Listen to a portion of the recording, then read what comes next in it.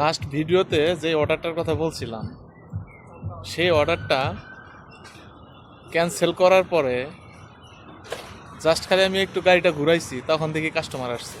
Customer আইসা বলতেছে, কয় তোর কাছে কি গ্লোবোতন অর্ডার আছে? আমি বললাম হ্যাঁ, অর্ডার তো আছে। কয় দেখ, আমার কাছে টাকা বেশি নাই, আমি তো অর্ডারটা ক্যান্সেল করছি, এখন তুই আমারে এই অর্ডারটা 100 টাকায় দে। কেমন ফ্রড চিন্তা করেন। এখন আমি বলছি না, তুই আমার 275 টাকা দিলে আমি তোর এই টাকাটা এই অর্ডারটা দিব, নইলে দিব না। পরে বলতেছে, কয় না দেখ, আমার ছোট ছোট বাচ্চা আছে, তুই আমার অর্ডারটা দিয়া যা। আমি বললাম না, দিব না। আমি এখানে বুঝলাম যে এখানে যদি বেশিক্ষণ থাকি তাহলে ঝামেলা হবে। তারপরে গাড়িটা নিয়ে টান দিয়ে চলে আসছি। চিন্তা করেন, এরা যদি 275 টাকাও দিত, অর্ডারটা দেওয়া উচিত নয়। কারণ হলো এরা এইভাবে ফ্রড করে অর্ডার খেয়ে নেয়। আর কিছু রাইডার আছে, অসাধু রাইডার আছে, তারাও এই চিন্তা করে যে 100 টাকা দিবে, এটা তো আমি ফাও পাবো। কিন্তু এটা যে হারাম হবে এটা মানে রাইডাররা সবসময় করে না।